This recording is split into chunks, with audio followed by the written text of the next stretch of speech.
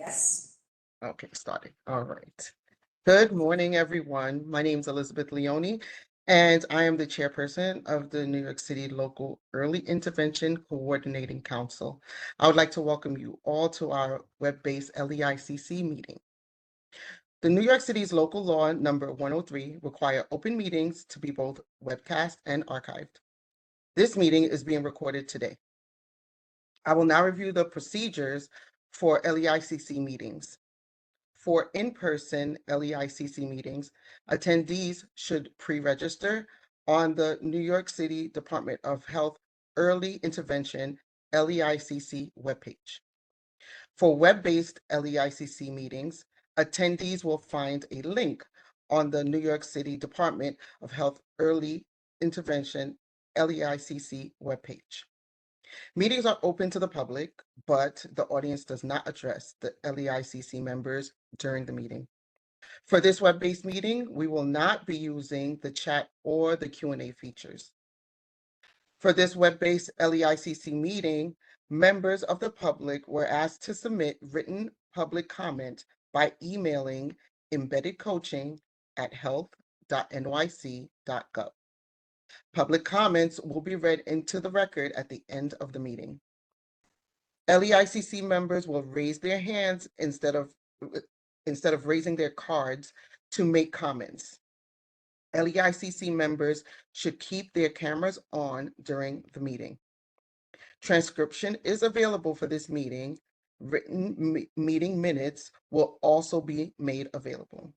We will have the LEICC members introduce themselves.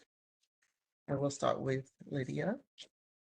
Hi, everyone. Good morning. Lydia Ledniak, Assistant Commissioner, New York City Department of Health, Bureau of Early Intervention. I will turn it over to Christiane. Hi, good morning, everyone. Christiane, Assistant Commissioner for Education Initiatives at ACS. I'll turn it to Tricia. Good morning. My name is Tricia DeVito, CSE Chairperson, New York City Public Schools. And I will turn it over to Dolores. Good morning, everyone. I'm Dolores Giordanella, the Regional Director for the New York City Early Intervention Program. I'll pass it over to Danny. Good morning, everyone. My name is Danny Herring, and I'm the Early Intervention Ambassador with United for Brownsville. And I will pass it over to Jackie.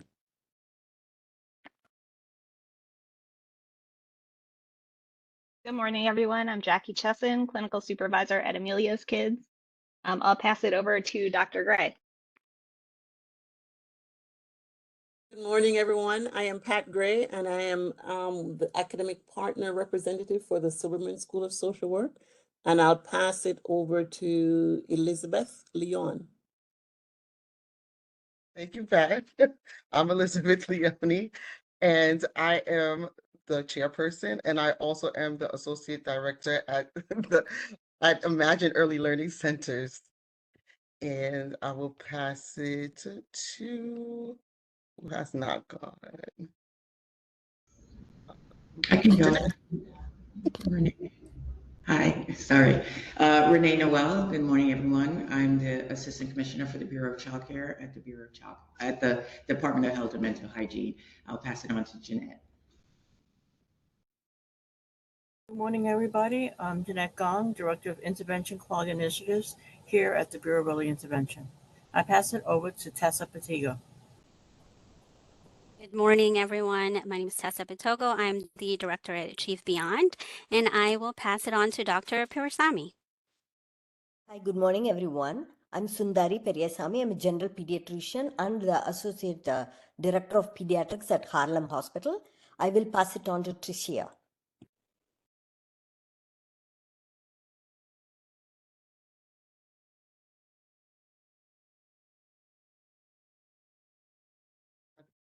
I think that's everyone. I think Tricia went. Yeah. Oh, okay. All right. Great. All right. Okay. Thank you, everyone. We will now approve the minutes from the last LEICC meeting. Will someone make a motion to approve the minutes?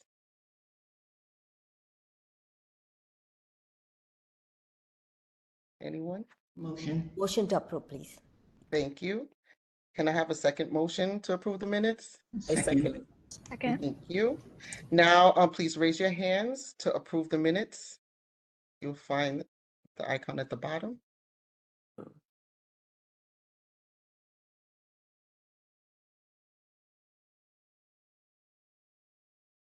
Alika, let me know when you've finished your count. Okay, Okay, great. Thank you so much. you're welcome. All those opposed?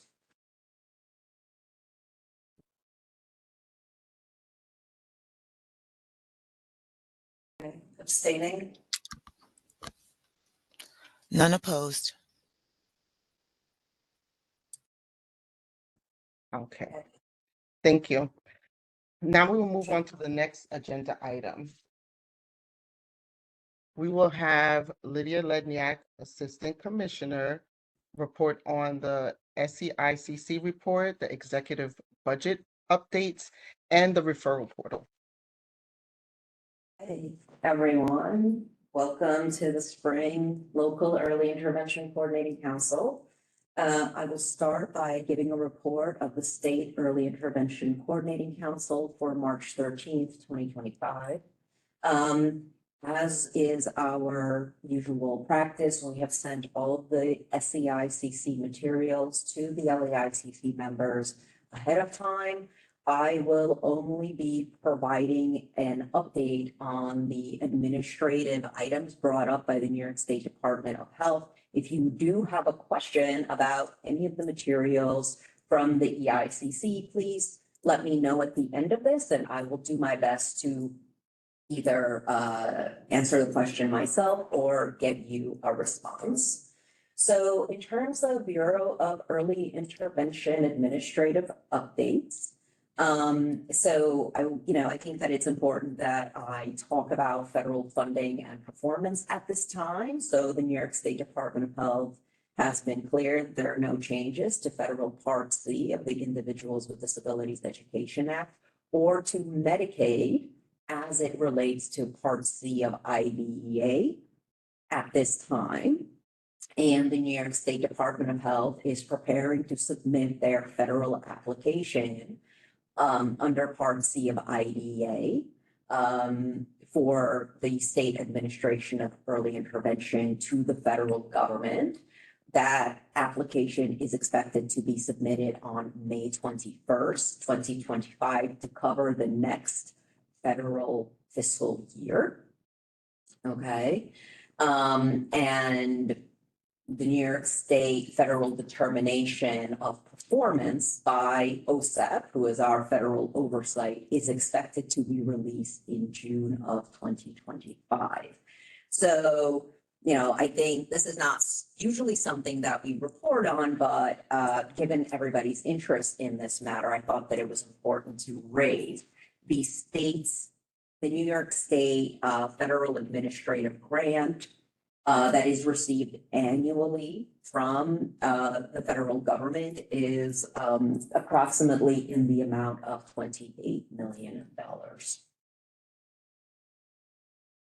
So the EI Hub, the state, and we're going to be talking a lot about the EI Hub later and what we in New York City are doing with regard to EI Hub implementation. But the state's overall update on the EI Hub was that they are currently prioritizing modifications that are necessary in the EI Hub to implement rate changes for the 5% enhancement for in-person services, the related telehealth reduction, and implementation of the 4% modifier for underserved and rural communities. I'm going to be talking a little bit more about what we know about those items later in my report.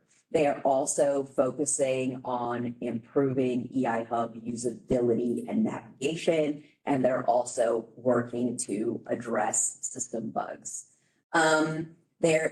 The New York State Department of Health also reported that as billing and payments have improved, that New York State is currently looking into ending weekly escrow payments and stopgap payments. But, you know, we have been clear with the state, and the state has specifically indicated that they will issue sufficient notice prior to making either one of these reimbursement changes. So the other update that New York State Department of Health gave was about the 2024-2025 enacted budget, specifically two sort of savings items that were that New York State, the New York State Bureau of Early Intervention is being directed to do. One of those items was a reduction to group size to 6 children. As you may remember, this came up before over the last few budgetary cycles. And the community, as well as in New York City, submitted comments to regulations to make sure that the New York State Department of Health was well aware about how that was going to impact us here in the state. The state did verify that they were going to be issuing these regulations in the coming months, and that all interested stakeholders will be given full comment period. So I expect there to be a lot of comments around those items. All right, I'm going to continue the discussion about the executive budget, but now focus on where we are with rate modifications. Okay. So, and this is, this information was all listed and provided in a guidance that was issued on March 28th, 2025 through the New York State Department of Health listserv. But this is a summary of that guidance and perhaps a little bit more explanation.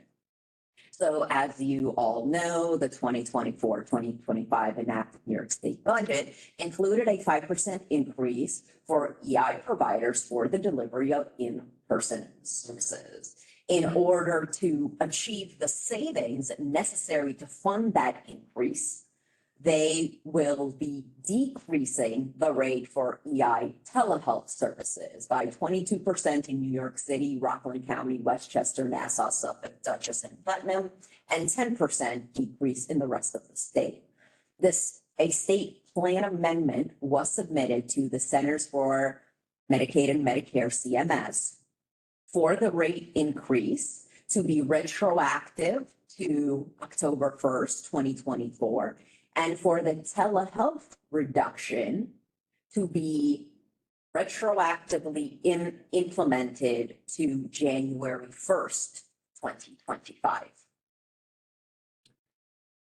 The new telehealth rates will be, so as I said, they're going to be implemented retroactively to 4/1/2025. DOH will implement, actually, I apologize. No, they're going to be implemented retroactively to 4/1/2020.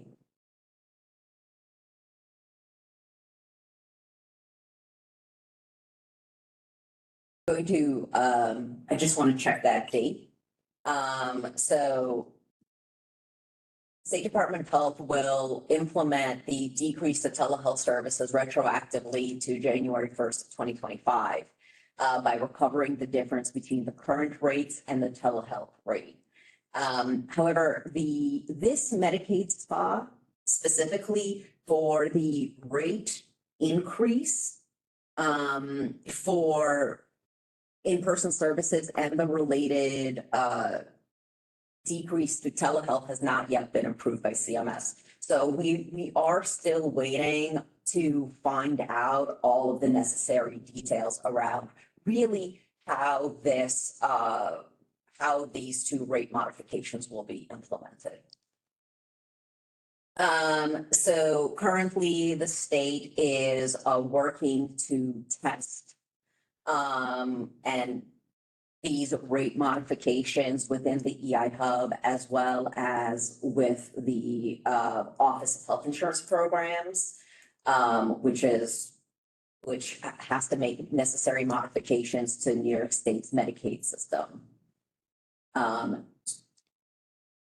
So in addition, in terms of what is most important for early intervention providers right now is that for all providers as well as municipalities to continue to follow all EI telehealth guidance that's currently in place, to continue to obtain parental consent for telehealth services, which includes both services as well as evaluations, to use the required technology and internet to render these services. And specifically, I'm talking about the need for a simultaneous audio and visual component for the delivery of telehealth.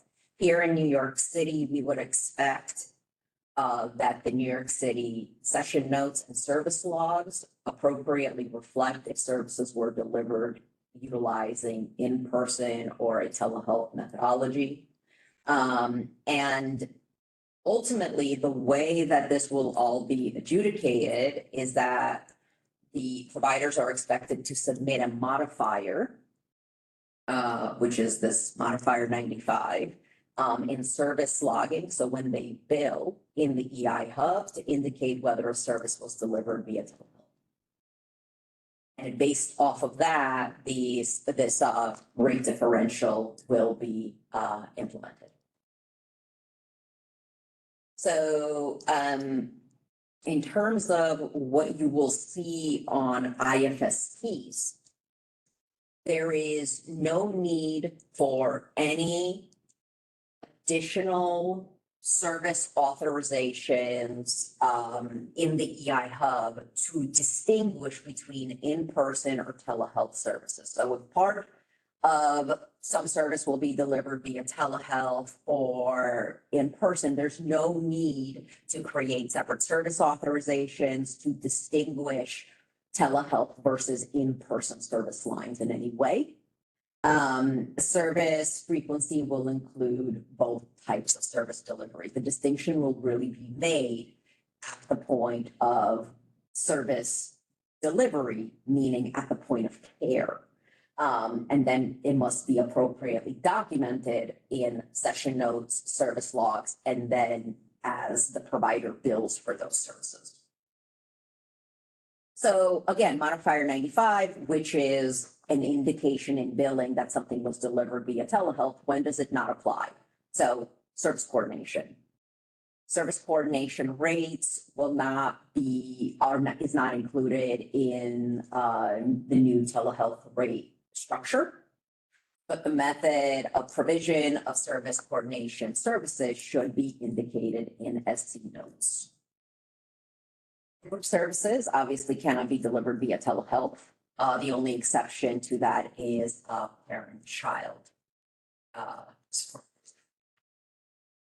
With regard to MDEs, I think that it's a very important distinction to make here, and that is very specifically, we do have instances where evaluations are delivered utilizing a hybrid approach, meaning one of the professionals is in person, another professional is coming in via telehealth. If one of the professionals is coming in person, then it will be the in-person rate. I think that's just an important distinction to make. I also want to emphasize that it must be clearly documented the reason why an evaluation is being conducted via telehealth, and it must fall into one of the reasons articulated in the New York State telehealth guidance document. So I just want to talk a little bit about the modifier for rural and underserved communities. The 2024-2025 enacted budget included a 4% increase for in-person services delivered in underserved communities to be effective April 1st, 2025. So on February 26th, New York State indicated that they will be submitting a state plan amendment to implement this. They also indicated that they are going to be publishing a list of zip codes that will be covered by the 4% modifier. The Early Intervention Coordinating Council submitted a motion for a particular methodology, for a particular poverty-based methodology to be utilized when identifying the zip codes. If you're interested in, what that methodology is, there was a motion made by the EICC that I believe can be accessed on the state's website. So in order for this 4% rate increase to be effective, retroactively effective, as of 4/1/2025, it has to be submitted by June of 2025. The way that state plan amendments work is it's always on a lag. Okay, I'm going to stop for questions here from any LEICC members or comments.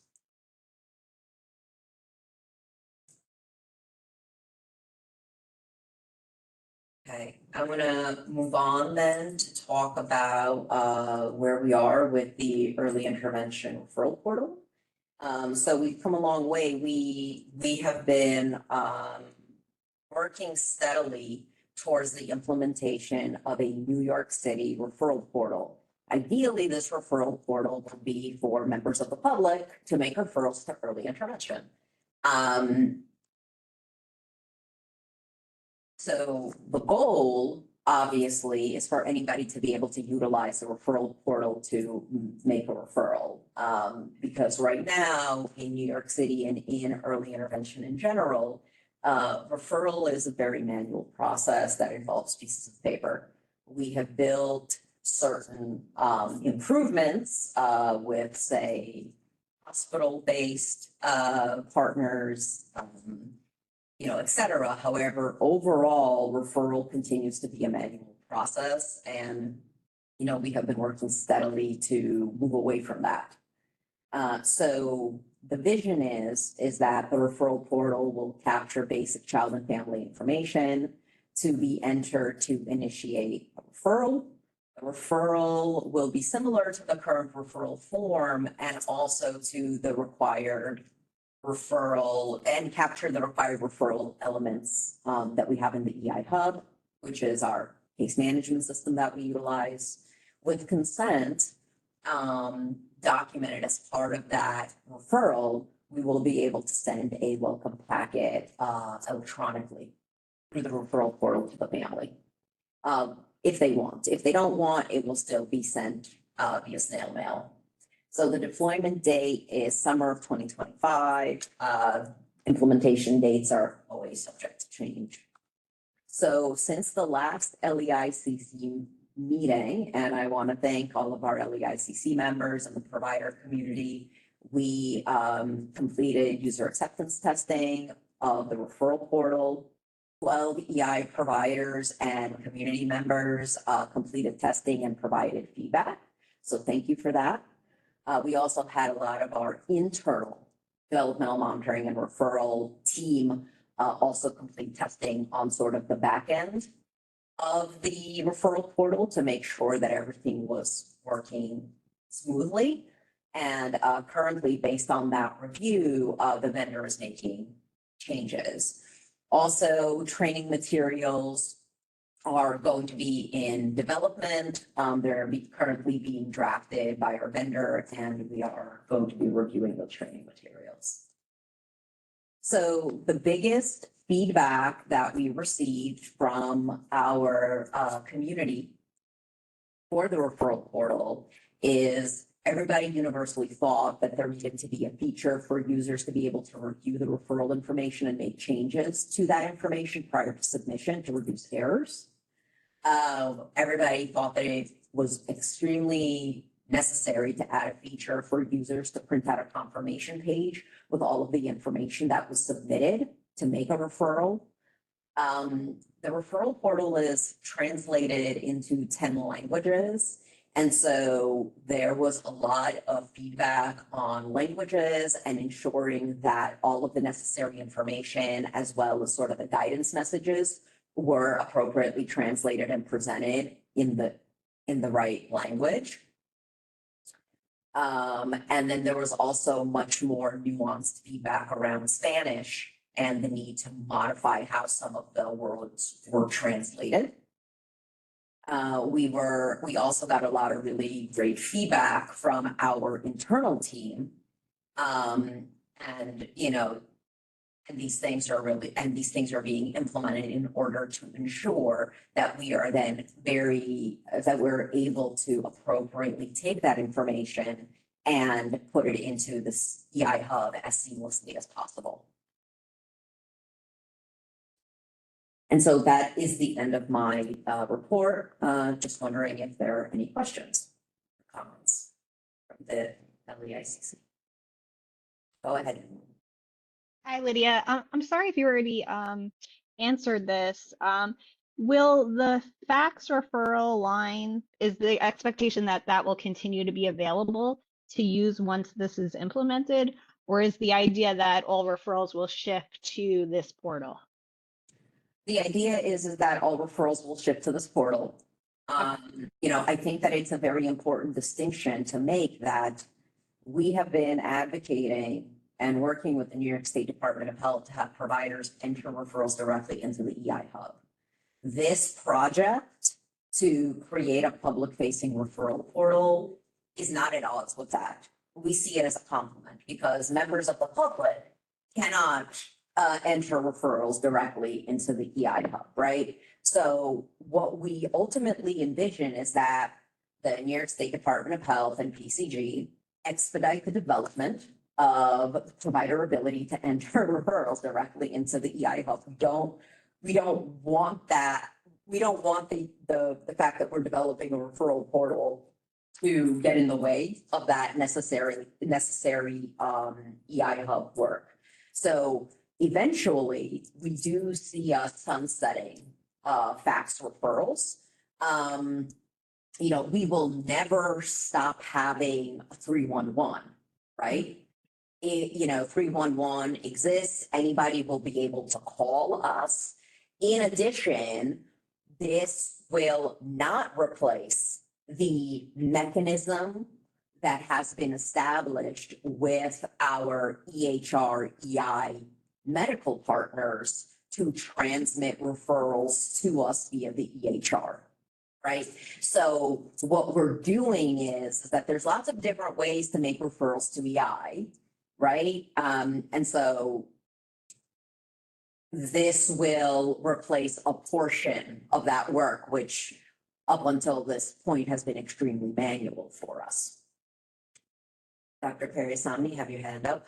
Yes, I just wanted to have a comment, and you answered the part of the question that the EHR process will continue as is now, and this is a separate portal. I just say that I welcome this change a lot because I'm hoping that this will decrease the processing time so that the patients can get whatever the services sooner.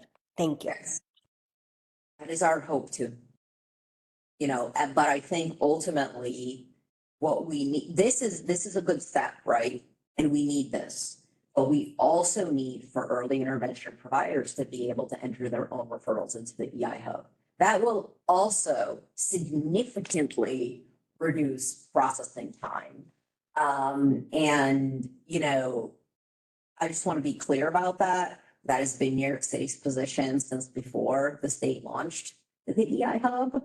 And, the reason that there have been delays following the implementation of the EI hub is because 60% of all referrals are made by early intervention providers.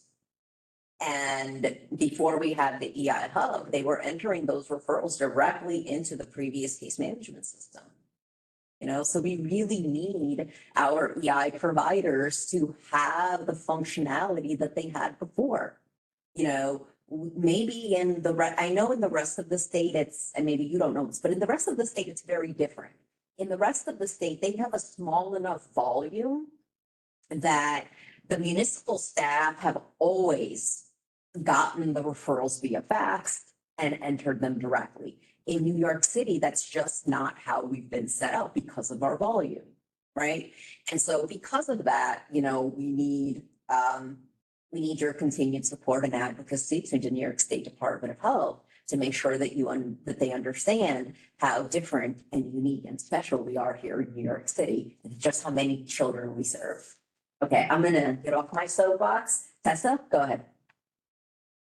Yes, I just wanted to say the ability for everyone to be able to make a referral, it's such a great, great thing, to be available to families themselves. And in anticipation of EI Hub actually opening the referral to the providers, that would make a significant improvement with the flow, because I could only imagine all of this coming into just one funnel to enter all this information. So hopefully that will definitely take into effect real soon. And if ever there is a need for a provider agency to test, I will be more than happy to offer. Yes, we will, when, our ask has been that when this functionality is fully developed by the State Department of Health, that it be put into the sandbox. Now, we all understand sometimes what happens in the sandbox is not ultimately what happens in the system. But I'm gonna save my snide remarks. But I think that it'll be important for us, Tessa, and for a bunch of other providers of various sizes to get in there and try to go back and forth and submit some of these referrals, because my overall concern is, and this is one of the challenges for us here in the city has been in NICE, all of the referral components were on one screen. So you go in, you enter everything, and the system sort of moves. In the hub, we actually are filling out 3 different panels. We're creating a kid, we're creating a referral, and we're putting in family info because we have to issue the family a welcome packet, right?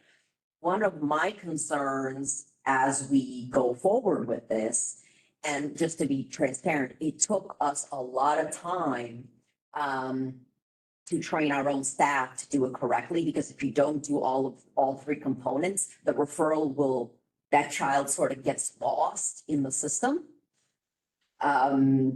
So that is going to be very important for us when they make this functionality available for all of us to go in and test. But thank you for offering. We will be coming to you and many other providers to come and help us test. So thanks. Danny, go ahead, please.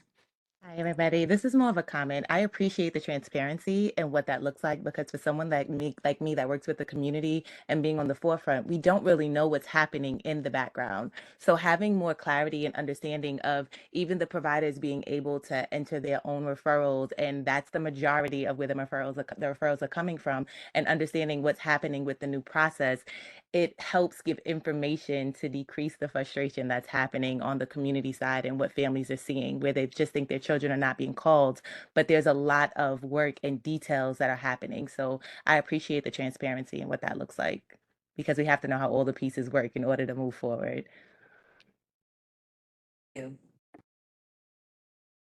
Okay, shall we move on? We have lots of other stuff to share with you. So Yes, let's move on. Okay, Liz. Okay. All right. So now we will have Nora Puffett, Director of Administration and Data Management, reporting on the data report.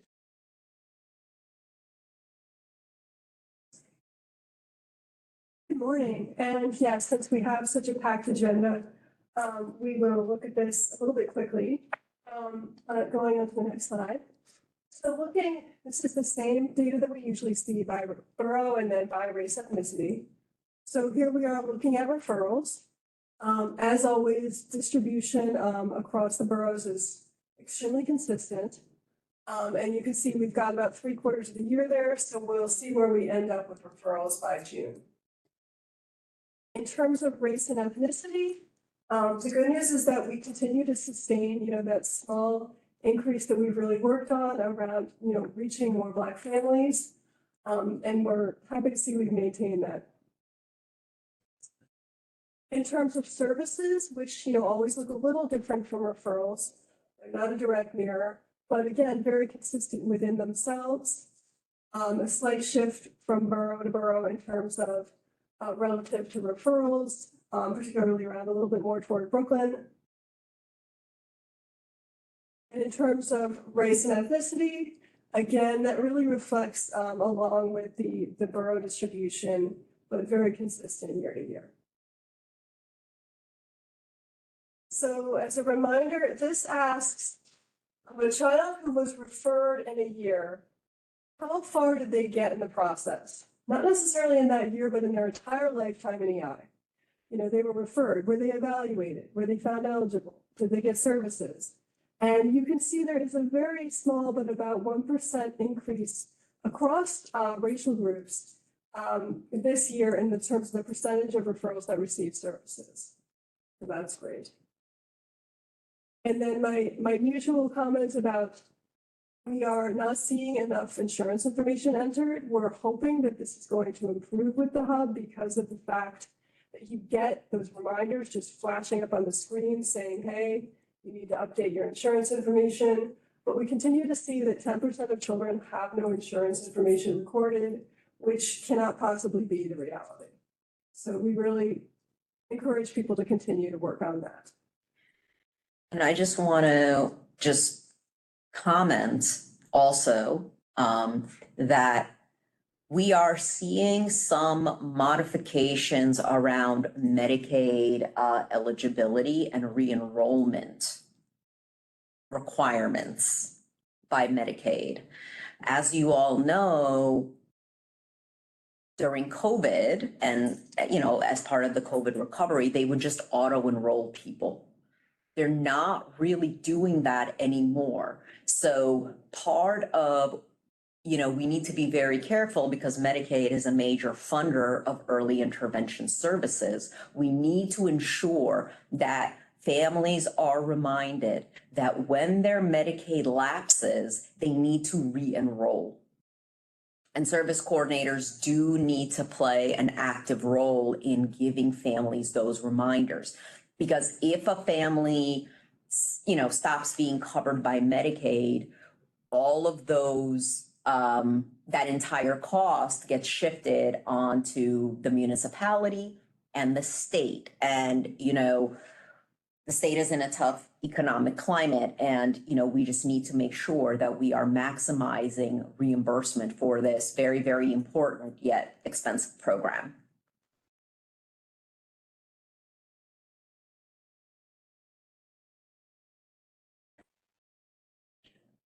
Okay, any other questions? Okay. All right. So now we will move on to the New York City EI Hub implementation updates. Nora will be continuing with that along with Dolores Jordanella, Director of Regional Office Operations. Great, thank you, Liz. Mhm. All right, so it's been a few months now since the hub was launched. We've all been through a lot. What have we seen? Where are the improvements so far? So since our last meeting, we have definitely seen improvement in some key issues related to just core functioning. So system speed, the implementation of a 10-day grace period so that an IFSP just doesn't close and we can't do much with it. But also we got the ability to copy a closed IFSP, which really facilitates moving into the next IFSP. We're seeing fewer error messages, fewer timeouts. We're actually having fewer data migration issues, which was our #1 problem at rollout. And we're seeing some fewer user role issues. But obviously there's still a lot of concerns. So a lot of it for us is around functionality. That may not sound like a big deal, but is very much about our ability to move cases quickly, which everybody wants to see these kids moving through the services. So consolidation of panels. For instance, the IFSP screen, which has about 10 or 12 panels, you have to fill out them all. Really a significant, time to doing the IFSP. Simplification of administrative actions, the things that providers are waiting for us to do, to approve, to, amend. we need to be able to do them more easily so that we can do them more quickly. Dashboards and reports. The dashboards that are there have very limited utility. We really want to see things that help us more manage caseloads, understand which cases need action when, and get right to that. The currents just don't. Enhanced community program all functionality means on the back end with the municipality being able to just take more actions that currently are held with PCG. And finally, as we've discussed, the provider ability to enter referrals.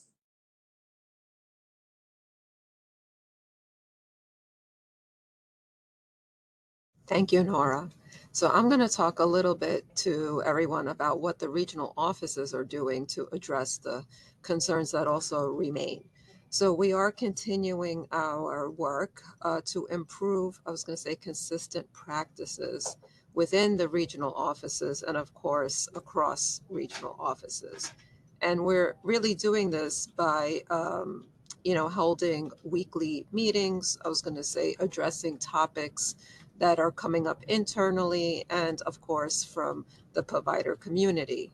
I was going to say we are also continuing to work on our response times to families and EI providers.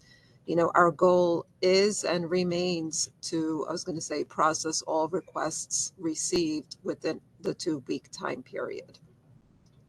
So keeping that in mind, that is our goal, we are consistently and continuously looking to improve our workflow, the processing of the actions we are receiving, reorganizing our internal, I was going to say again, workflow to help alleviate the additional time that is needed for the review, I was going to say, and processing of the different actions that are being submitted to us.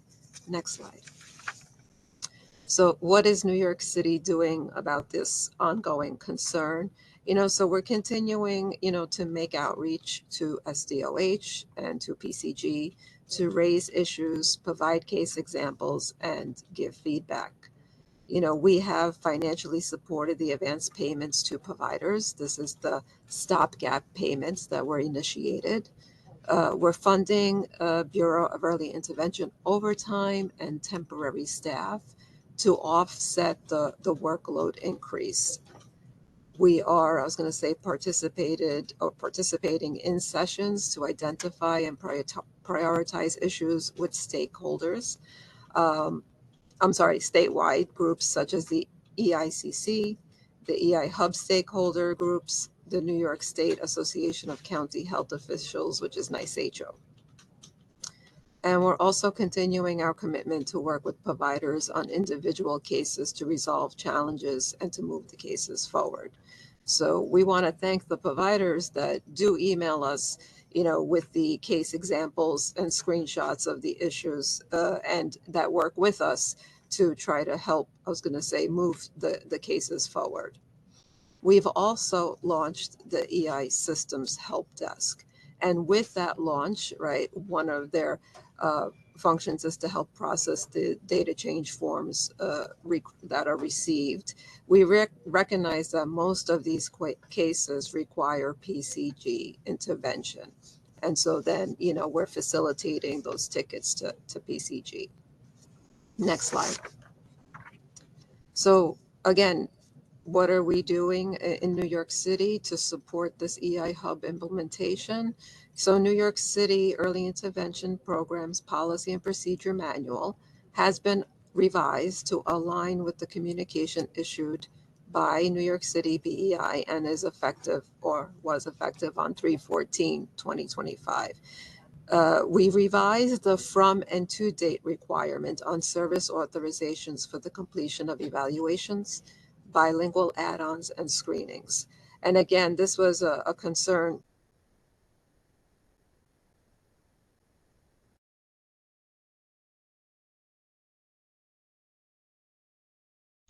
We're not hearing you anymore. Is it just me? Dolores, we're not hearing you.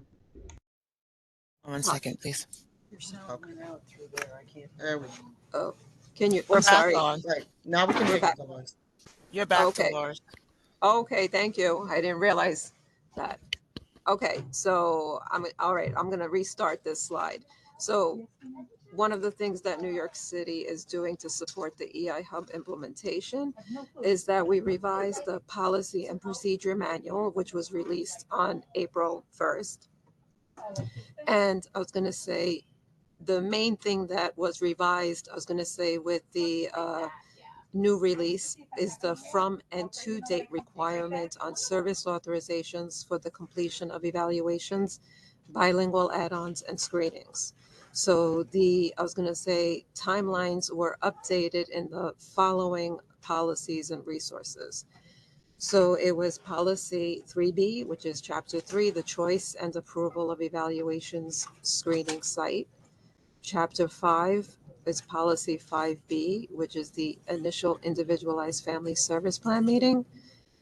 Chapter 5, also the IFSP crosswalks, the IFSP ongoing evaluation panel instructions. In chapter 7 is policy 7A for amendments, and chapter 9, policy 9A for the assistive technology. Next slide. So again, as I mentioned, our goal is to improve timeliness of approvals. So, we, of course, along with many of the providers, I was going to say, right, want to reduce some of the back and forth that has been occurring with the actions submitted. So, we want to just a friendly reminder that initial IFSP consents and the IFSP attendee page must be signed by the parent and surrogate and returned to the EIOD via the regional office HCS secure file transfer mailbox within 5 calendar days of the IFSP meeting date. For, I was going to say reviews, annuals, and amendments, the IFSP consents, again, must be signed by parents or the surrogate, and they should be uploaded with the review, the annual, and amendment in the IFSP parent agreement panel. So those consents should come with the actual review or amendment that is being submitted. Reviews and annuals or amendment submission must also include updated information in the required IFSP panels in the EI Hub. And when service coordinators are copying the IFSP to submit an amendment service authorization, they have to make sure that the service that is being changed is end dated first, so that the new line that's created, I was going to say, starts with the effective next day, and then that SA is not missing any service authorization numbers, because many providers are coming to us stating that they're missing service authorization numbers, and we do believe that this is one of the causes here. Next slide.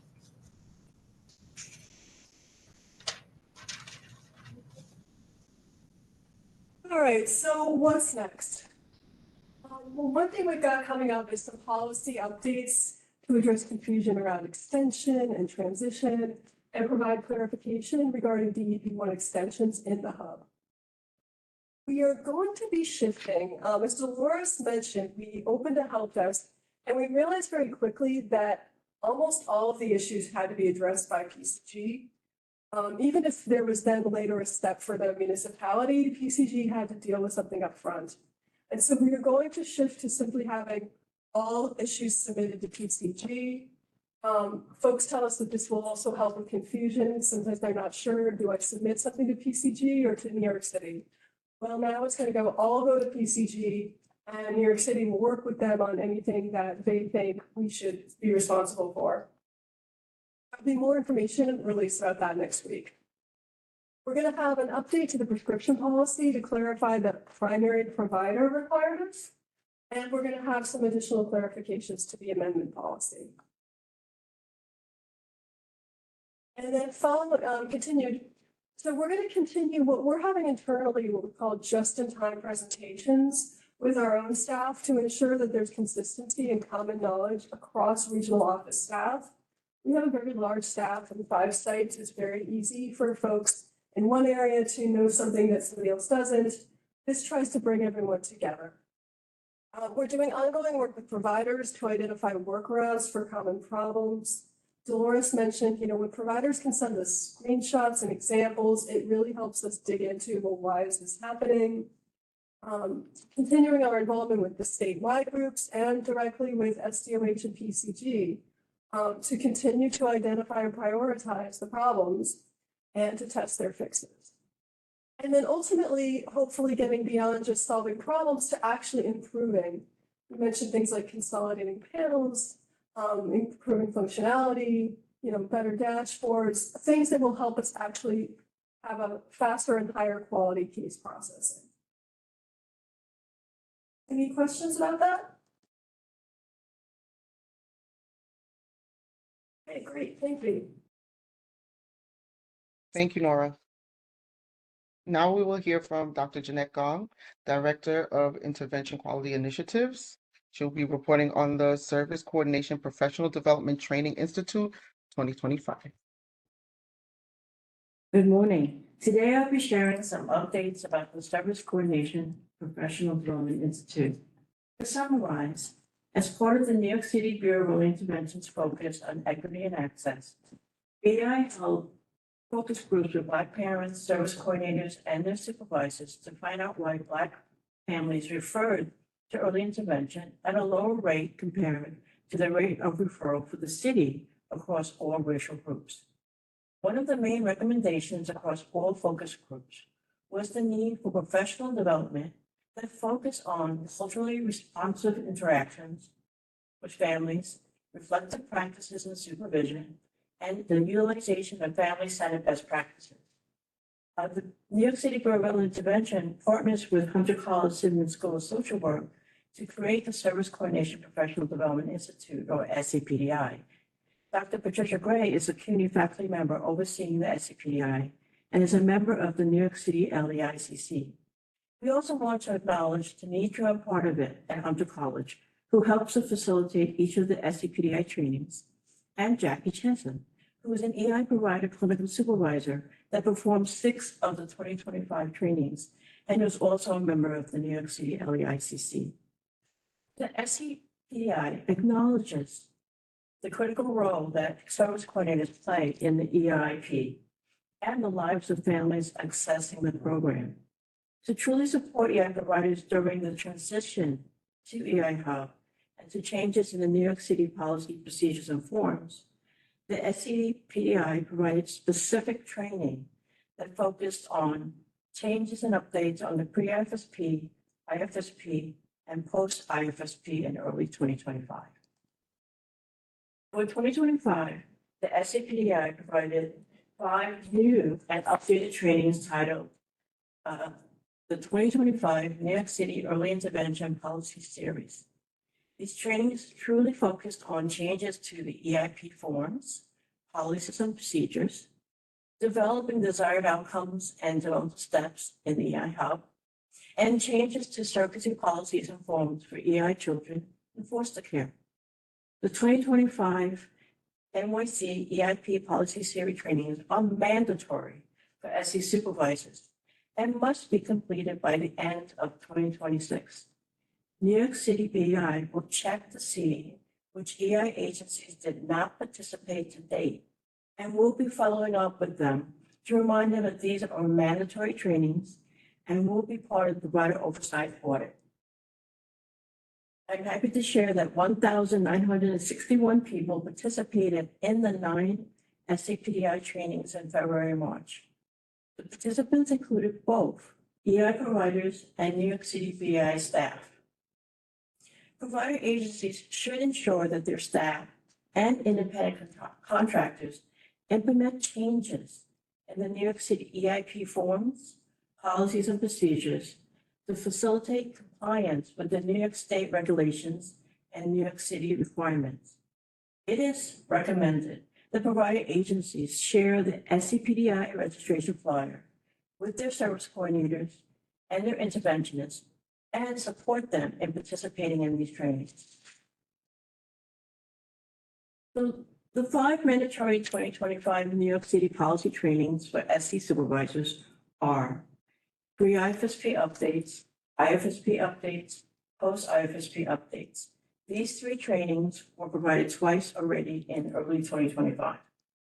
It also includes the integration of natural environments, family-centered practices, and the creation of desired outcomes. And lastly, a collaborative approach to EI children with families in foster care. This is a training created in collaboration with ACS, Advocates for Children, and New York City BEI. I just want to let people know that folks can still register for the second session of the outcomes training and the foster care training. These trainings will also be updated for the 2026 SCPI series as changes in the EI Hub and the forms, policies, and procedures are updated. Currently, New York City BEI is working on content for training on NDE screening and for a training on transition for the 2026 SCPI series. The LEICC SC subcommittee will be reviewing the content of these trainings. I'd also like to take this time to thank the IQI team of Riza Abad, Naomi DeHart, and Diana Gahotra, and Dolores Jordanella, Director of Regional Office Operations, for all their contribution and work to the 2025 series. So participation in SCPI trainings provides a lot of information and resources. All remote SCPI trainings may be used to fulfill the New York State annual requirement for professional development training. Also, all SCPI trainings cover the New York State DOH BEI competency areas for early intervention or evidence-based evaluations and services. An essential resource for all EI stakeholders is the Information from Providers webpage that contains the latest version of the New York City Early Intervention Policy and Procedure Manual and the most current writable PDF forms. In fact, an updated manual was just posted in early April. To further support EI providers, participants also receive copies of the PowerPoint, resources, tools, activities, handouts, and answer keys that they in turn can use to train their own staff and consultants. A recording of each of the 5 trainings will be available on the Hunter College website when the series is completed. New York City BEI is also currently working on FAQs from the trainings, which will be shared with EI providers once it is completed. Lastly, based on feedback from the participants in spring of 2025, New York City BEI released a BI staff directory across the 6 locations with contact information and emailed this to EI providers in March of 2025. We also wanted to remind participants of another resource. During the transition to EI Hub, New York City EIP created a texting program focused on EI providers so that they could receive alerts about changes in the policy procedures, about the forms, transition, outcome surveys, and new resources. Currently, we have 1,275 subscribers, with 551 that identify themselves as SCs or SC supervisors. We were going to pause this, but we got a lot of feedback saying that people want us to continue this texting program. So if you want to register for Text to EI Providers texting program, you can click on the SurveyMonkey link to register. Our registrants are uploaded to the texting platform on a weekly basis. And I want to note that all texting rates apply depending on your personal cellular plan. And if you have any questions about text to families or about text to EI providers, you can contact Diana Gahotra at d.rodricharon@health.nyc.gov. Lastly, I want to share that certificates of completion will be issued only to participants that complete all components of each training. New York City Early Intervention is an approved provider of continuing education units by the New York State Education Department and the Office of Professions. CTLEs and CEUs are available only for certified early childhood special education teachers and licensed LCSWs, LMSWs, occupational therapists, OTAs, speech language pathologists, CFs, audiologists, physical therapists, and PTAs. As a reminder that no certificates of completion or CTLEs, CEUs will be issued for reviewing the recorded trainings. The SCPI registration flyer is available on both the Hunter College Zimmerman School Social Work website and on the New York City Early Intervention Professional Development Training website.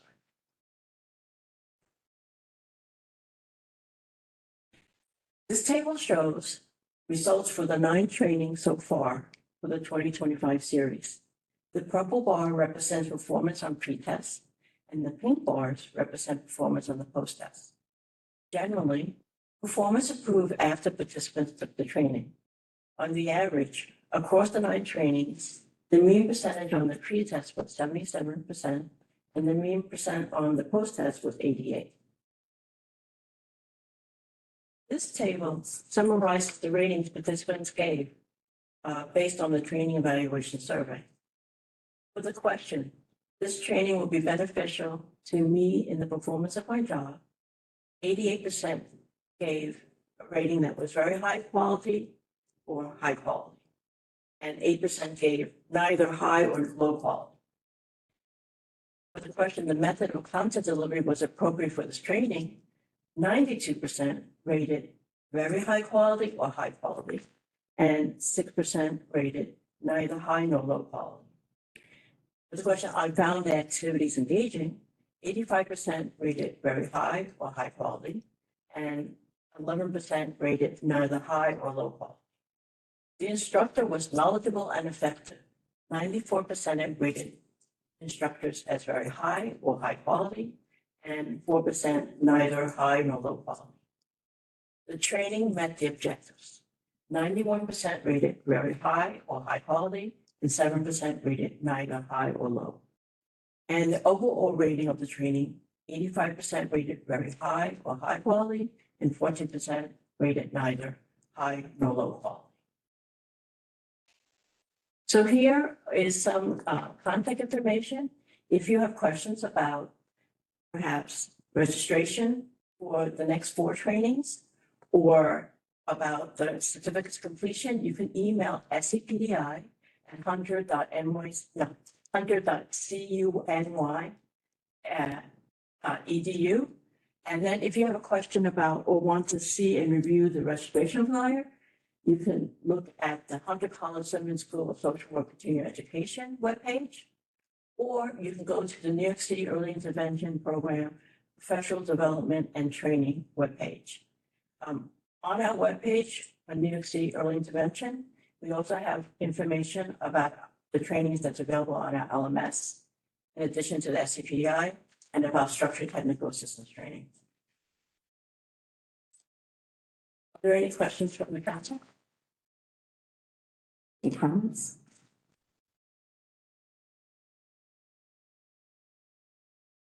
May I just make a comment, Jeanette? Yes. Echo what you said about the staff, the trainers, Jackie, and the ACS group, and all of the participants. It was really great being a part of the intensity of the trainings earlier. Thank you. It's truly a collaborative effort. I also just wanted to express continued appreciation for your partnership and collaboration. I know this year there's also some expansion of the training time, on the training for foster care. So really appreciate the support from everyone. Anything else? Any other questions? Thank you so much. Looking forward to continuing collaboration and partnership. Thank you, Jeanette. Next, we'll have Rhea Lewis, Director of Quality Child Care Unit, reporting on the developmental screening in child care centers.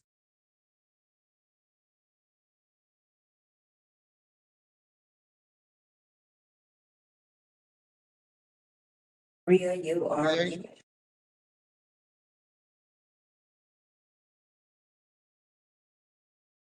How about now? Okay, Can you hear gotcha. me? Okay. Yes. Yes. So good morning. I'm glad to be here with everyone. My name is Rhea Lewis. I'm the Director for Quality Child Care. with the Bureau of Early Intervention. And today I will present and discuss the Enhancing Quality in Childcare Through Developmental Screenings initiative. So the Enhancing Quality in Childcare Through Developmental Screenings initiative, what we call it is the EQCCDS, is a collaborative effort to increase quality in childcare programs by integrating developmental screenings into their programs, procedures, and current practices. So let me share some background on developmental screenings. Developmental screenings promote a quality learning environment to children's development. Screenings by child care programs is considered best practice by the Office of Special Education, 0 to 3, the American Academy of Pediatrics, and the National Association for the Education of Young Children. Developmental screenings are not mandatory in all child care programs in New York City or New York State. We know that some programs, like the child care programs under DOE, are expected to perform developmental screenings. Therefore, many children in non-DOE child care programs are not receiving developmental screenings. This is concerning because children with developmental delays may not be accessed in programs like the early intervention. We know from research in early childhood education and development, the earlier children receive help, the better. Next slide, please. The goals of this initiative is to enhance childcare provider practice by increasing the number of non-DOE childcare programs that integrate developmental screenings into their programs, and to support childcare programs as they begin to identify children with possible disabilities or delays and help them and their families access the early intervention program for services as needed. This initiative was created to promote racial equity in identification of delays and receipt of developmental services for children birth to 5. For that reason, BEI used an equity-based approach to identify communities for this initiative. The project elements include providing support to child care programs for 2 years or more. I would like to thank the Robin Hood Foundation for their funding support and the Fund for Public Health of New York for helping to administer this grant. We'll be working with 60 child care programs in 23 zip codes located in Brooklyn and Queens to implement developmental screenings into their programs. We'll be providing the ASQ screening tools and other materials to participating programs to facilitate routine screenings. We'll be training childcare staff on how to screen, score, and have discussions with families about results. We'll be working with providers to integrate screening, EI referrals, and inclusive practices into their program models. We'll provide ongoing support with coaching and technical assistance in real time on how to speak with families about screening results and how to get services using a trauma-informed approach. And with all that, we'll be tracking and monitoring and collecting data for process measures and quality outcomes to see what factors support child care providers and the barriers in performing developmental screenings. So in the next few months, the EQCCDS leadership team will be interviewing to hire key project staff, including a project manager, early childhood educators, and a data analyst. We'll be finalizing recruitment of child care programs. We'll be finalizing child care training materials and working with BEI data and evaluation unit to finalize a project evaluation design and metrics. Next slide, please. So as part of the efforts to support this initiative, BEI will convene a subcommittee to discuss process, approach, and sustainability of this great work during the grant cycle and beyond. So if you're interested in joining this group, contact me at rlewis3@health.nyc.gov. Next slide. So, you have any questions?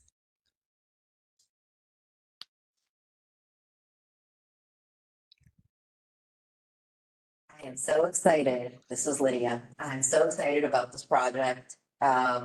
We've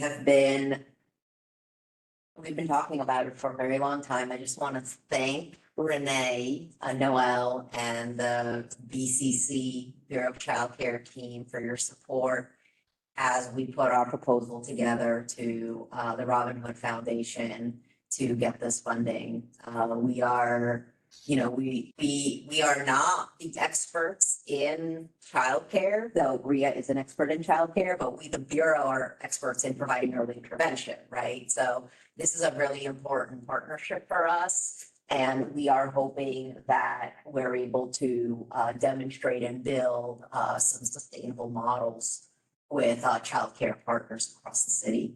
So I just want to say thank you and big thank you to Ria and her team for all of the work that they did to put together a successful philanthropic funding proposal. So. Thank you, Ria. Thank you for having me today. So now we will move on. We will have Dr. Jacqueline Shannon, Associate Professor and Founding Chair of the Department of Early Childhood Education at Brooklyn College, Michael Bergen, Director of the Speech, Language, and Hearing Center at Brooklyn College, and Dr. Shannon Vermont Bowman, who is the Program Director of the Graduate Speech Language Pathology Program, Department of Communication, Arts, Sciences, and Disorders at Brooklyn College. And they all will be reporting on an intraprofessional approach to promote policy change in New York State early intervention. And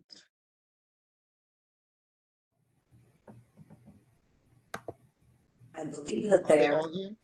I think so. Let's see. Dr. Shannon, Dr. Bergen, are you on?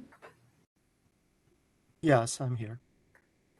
Okay, and her Bowman, here she is. I think we have everyone.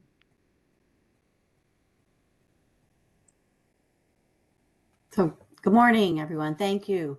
Thank you again for inviting me and my colleagues, Dr. Bergen, Sharon Bowman, Dr. Beth Olenko, and Dr. Karen McFadden to present our findings and recommendations for our interprofessional approach to promoting policy change in New York State early intervention. Next slide.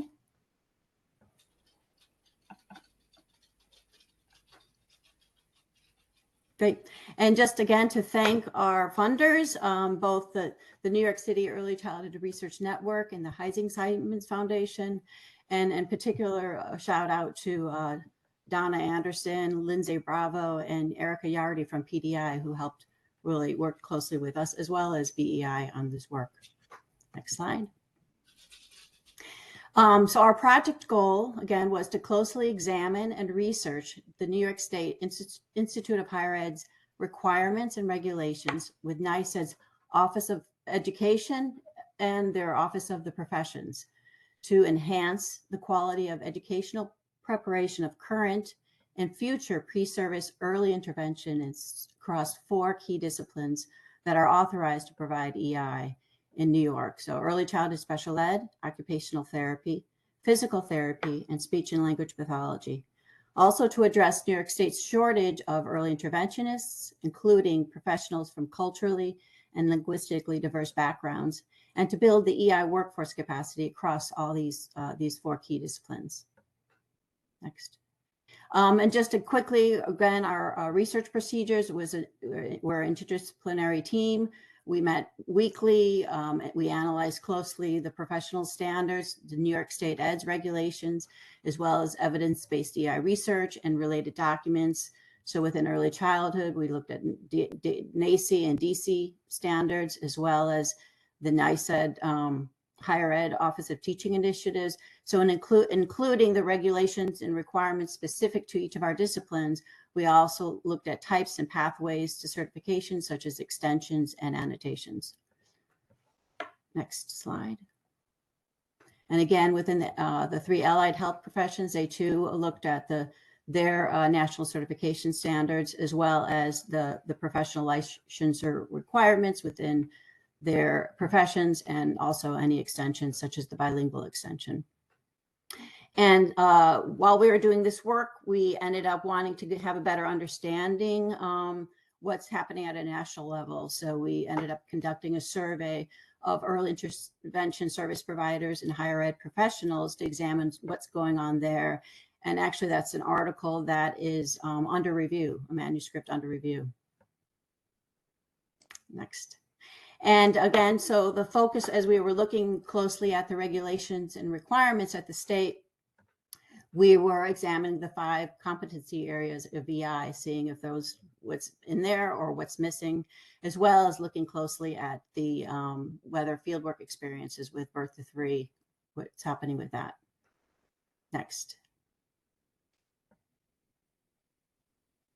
And so just in summary, the current standards and curricula in institutes of higher ed do not require students to learn about EI core competencies.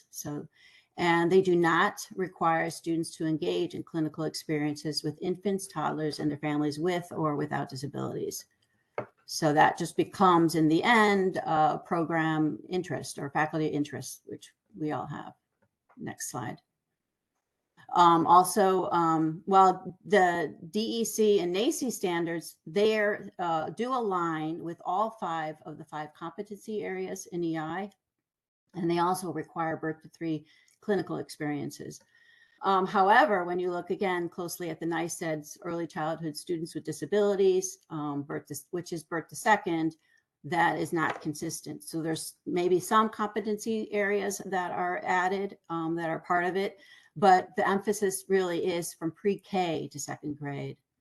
It's really student language, and the birth to 3 specific clinical requirements are missing.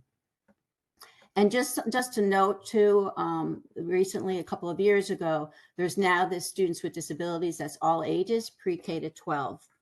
So I feel that that's going to probably exacerbate some of the EI lack of competencies supporting infants and toddlers, since there's that early childhood age, right, beginning at pre-K. But again, so that's just something we should, take notice and see the ramifications for that in EI. Next.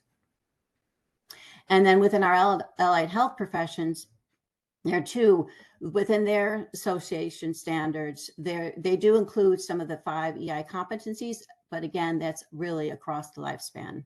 So birth to 3 specific clinical requirements too are also missing.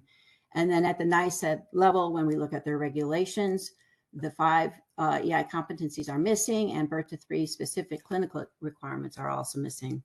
Same goes with the continuing ed requirements that they have. Next. So now I'm going to pass the baton to my colleague, Michael Bergen. Thank you all. Thank you, Jacqueline. And, good morning, everyone. Can you hear me? Yes. Okay. Thanks for making time on your agenda. I know it's very busy for us to share this work. Next slide, please. Great. So our team has prepared recommendations, and on this slide for early childhood special ed, we suggest considering inclusion of the words birth to 3 and early intervention content into existing regulations. And we've included these suggested underlined italicized words into the existing language to better ensure focus on those youngest and most vulnerable. Next slide, please. So additionally, we describe some specific recommendations to incorporate those 5 competencies that Professor Shannon mentioned into the teaching regulations for students with disabilities in early childhood. Again, here's language, but with suggested additions in blue, underlined, italicized. This includes the use of culturally and linguistically responsive practices, supporting those from culturally and linguistically diverse populations and within natural environments. Next slide, please. So previously, we highlighted how higher ed curricula typically lack experiential learning activities, and thus we suggest an emphasis on birth to 3 experiences in these requirements for teaching students with disabilities in early childhood and in general early childhood education. Next slide. So this slide and following slides are similar to the format of the early childhood special ed slides that were presented. However, the content's focused on EI service provision within the allied health professions of occupational therapy, physical therapy, speech language pathology, areas that our team explored in detail. So here we suggest language which includes birth to 3 and which incorporates DOH competencies for practice in EI into the entry-level practice requirement for the professions via using proposed memoranda. And so this is a model which already exists in speech language pathology with other specialty practice scenarios. So those examples for swallowing and suctioning are captioned on the web pages there. Next slide, please. This process of using memoranda to inform the professions will increase awareness of content specific to EI practice, enhancing quantity and quality of the workforce. If changes were considered, they would need to be done separately via each profession's licensure board for SLP, OT, and PT. Next slide. In our review of existing curricula, practice documents, and professional standards, my colleagues and I considered multiple ways to enforce and reinforce the critical EI knowledge.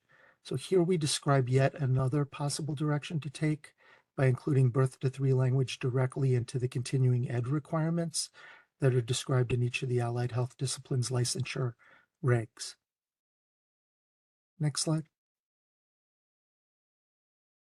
This slide describes an example of language. I know it's tiny print, you don't have to read it all, but it describes an example of language that can be added to ensure the inclusion of birth to 3, specific awareness of language into the state ed regs for SLP, OT, and PT. So this is a merged passage. Each profession would need to make similar changes to what currently is quite general, as we've mentioned, and throughout the lifespan. Next slide. Yep.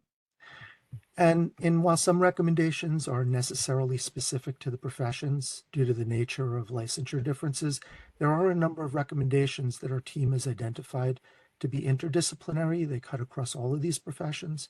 And so now I'll pass to my colleague, Professor Sharon Beaumont-Bowman, to take us through the rest. Great, thanks, Michael. We can go to the next slide. So the recommendations to the state, one, allow us to suggest that all EI practitioners should be required to demonstrate knowledge and skills in the 5 competency areas for early intervention, and also recommend infusing the 5 competencies into any recommendations made in the subsequent section that I'll review. And then finally, consider developing 1 or more pathways that we've, again, identified in the future slides, pathways that will provide opportunities that we feel have the potential to increase the workforce capacity in early intervention. Next slide. So we've talked a little bit about a memoranda. The use of a memoranda in the form of a Dear Colleague letter, we feel would provide an opportunity to clarify existing policies on how a practitioner might become an approved early intervention provider. We know that there are countless providers across the professions who are currently not practicing in early intervention who would benefit from this information. So we felt that a Dear Colleague letter is a fairly easy way to be able to get that information out and provide greater detail about the scope of knowledge and skills required. Next slide. And again, we've shared samples, but it's just that, a sample of a previously issued memoranda in the form of a Dear Colleague letter. So it's a reminder that they already exist. We've proposed some language just for discussion, again, underlined and in blue text. The letter provides clarity on the inclusion of the competencies, the New York State DOH competencies, as well as various pathways a practitioner might apply through to become an early intervention provider. And again, we felt that while practitioners may be aware of the pathways, that's not always the case. And this, again, provides guidance, but also has the potential to increase the quantity and quality of the workforce with currently licensed practitioners. Next slide. An additional pathway that we recommend is to develop competence in both early and advanced career providers, may come through an interdisciplinary extension in early intervention. And such an extension might be similar in format to those that already exist at the state level, using the format of the current NYSED bilingual extension that exists both in education and speech language pathology. We again provided just sample language as to how an interdisciplinary extension in early intervention might be considered. Next slide. The consideration of an annotation for teaching and supporting infants and toddlers with disabilities was another recommendation. Currently, an annotation is already on the books for teaching students with severe disabilities and multiple disabilities.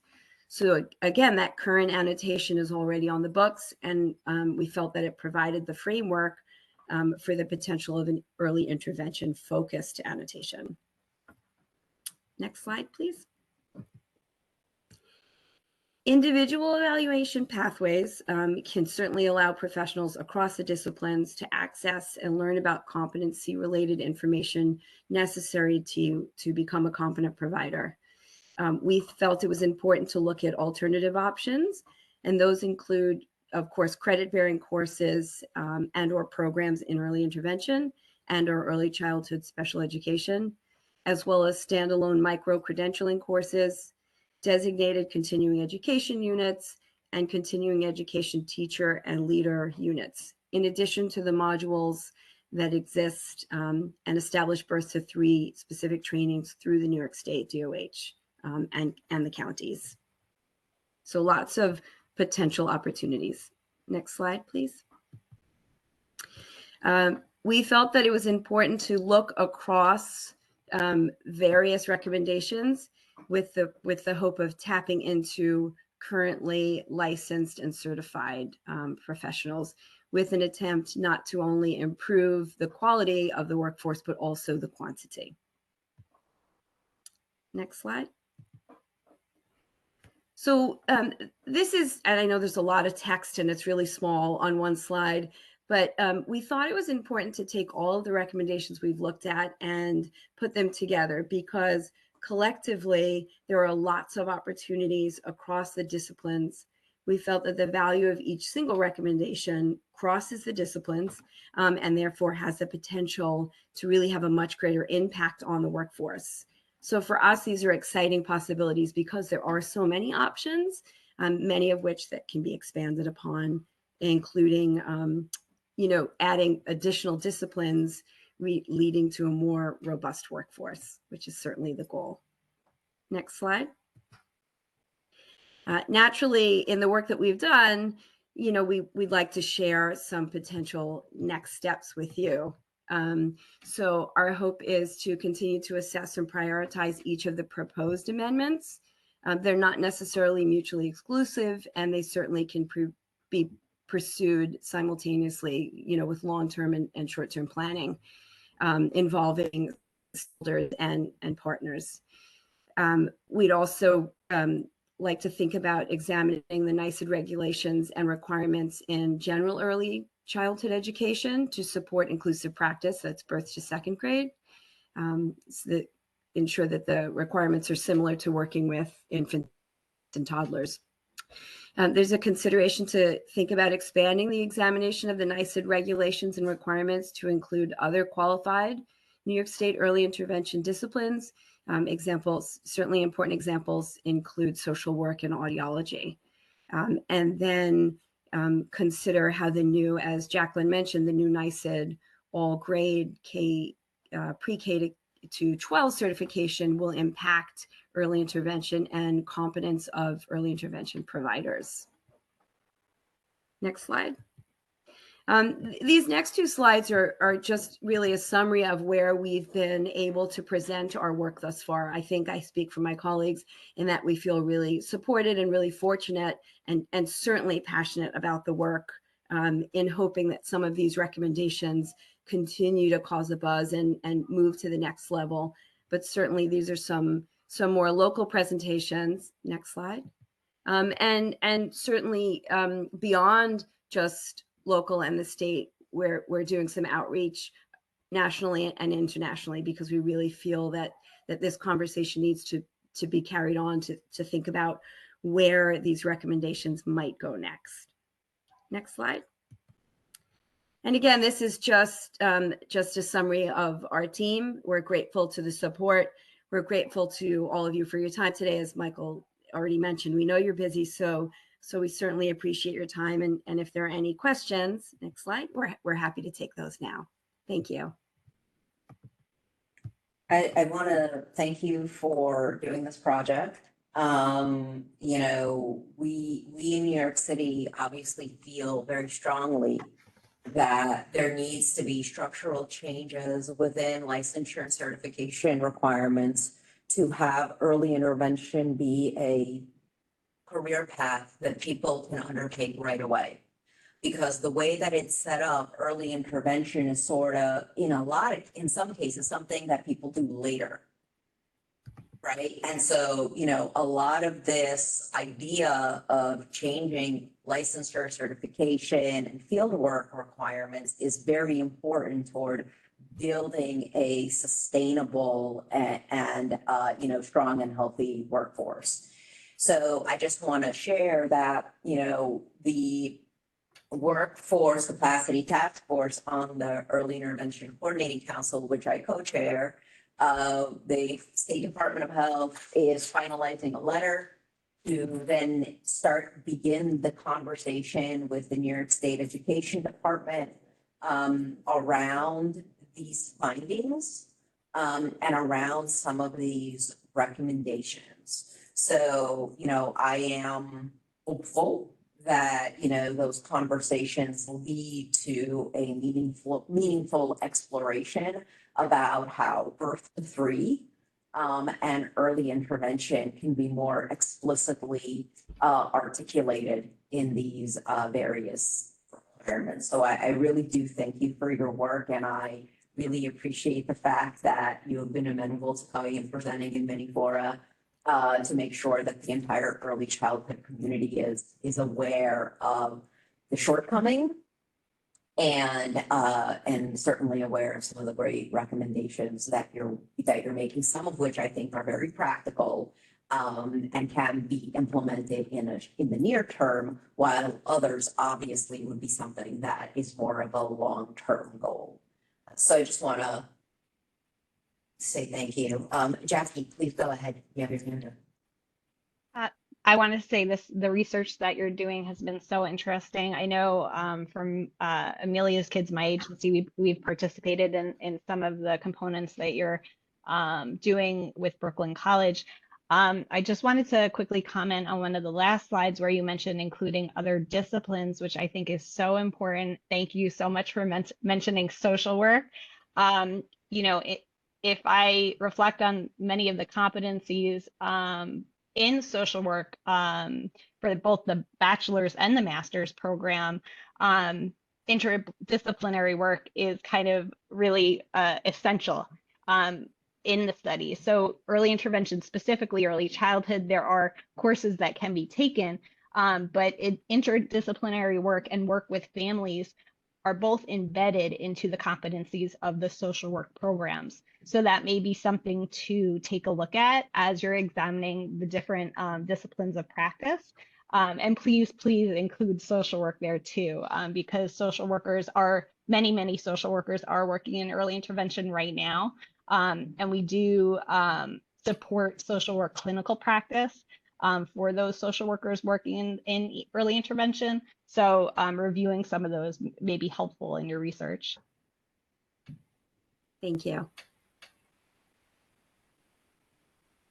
I'm wondering, you mentioned inclusive practice in your exploration. To what extent is inclusive practice mentioned broadly in the disciplines that you examined beyond just birth to 3? Are there specific provisions made for inclusion throughout the certification and licensure requirements that you looked at?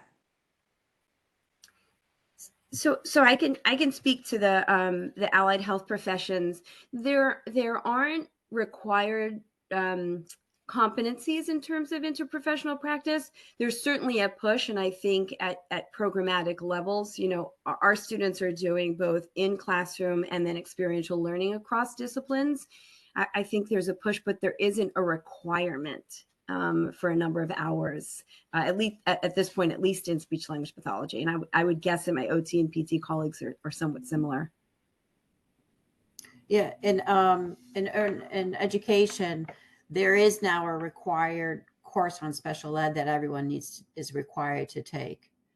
And there is a requirement of 15 hours of experience, whether that's an inclusion focus, it's not specific about what that 15 hours exactly means, except for a child with disabilities, whether it's an inclusion or a different kind of setting.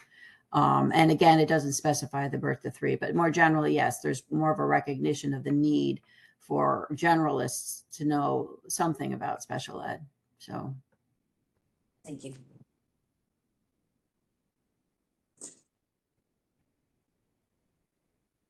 Okay, so I just want to add on that I am an alumni from Brooklyn College, and Jacqueline Shannon has been my mentor when I did my program at the baccalaureate for the baccalaureate program. And I know I talked to her about that all the time. Way back then, I was like, general ed needs to have more special ed experience, and you see it in, and even with EI, I'm glad that there's this push now to see that this is a career. Because even when I found out about it, which was through having my son evaluated through EI, I still didn't even understand that that could be a profession with the track that I was taking.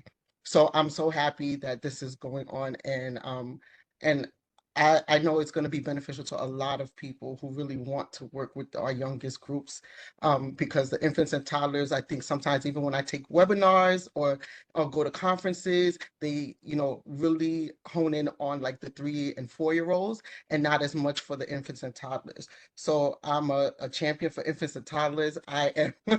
So I really want to see more people come into the workforce for our young ones. So thank you for your work. No, thank you, Liz. And I mean, and you are ahead of the curve because you were creating an EI set, in undergrad before anyone was really talking about this, right? So, and I have to say, like we all have, right, early intervention content at the grad level, and now in our undergrad early childhood, special ed, we've been integrating more of that content into our at the undergrad level as well. So really, just because, right, it's just a matter of knowing it exists. And if you don't have it being offered, there's a huge workforce not even knowing of its existence. So yeah, but that's the whole underpinning of this work. The issue, the what has evolved is that at least here in the city, we have partnerships. We've all worked together to sort of build this in, but because it's not a requirement for licensure and certification, it's a best kept secret kind of thing, right? It's not something that you have to have, let's say, 15 hours of early intervention content or birth to 3 content incorporated in, right? And that is something that I personally see as being very limiting and structurally impacting our system's ability to grow and sustain a workforce. And so Yeah. I'm hopeful that we can continue these conversations. I know that for many folks, it feels like maybe it's too big or it's an uphill battle, but I feel like if we don't keep talking about it and shining a light on this issue and on this gap, we're never going to sort of change and move all of the major systems toward reform, which is very much needed, particularly in a state like New York, where we are a state of specialists.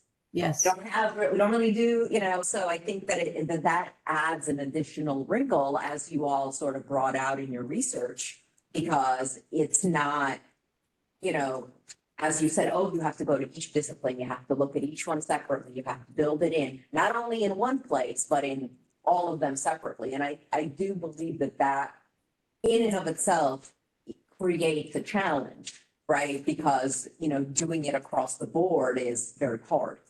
Right. And I have to say, I know colleagues in other departments, even at Brooklyn, when I say early intervention, I want to have it on our website. Like, well, they just assume it's early child is like, if you're an early interventionist or early child special educator, but they don't think of SLPs, right? And all these other professions as also as an early interventionist. They're like, no, that's redundant. You don't need that, Jacqueline. That's just the same as early child. No, it's not. It's right. So it's a constant, educating, I guess, right? People just to know the nuance of it. Any other comments or feedback to our presenters?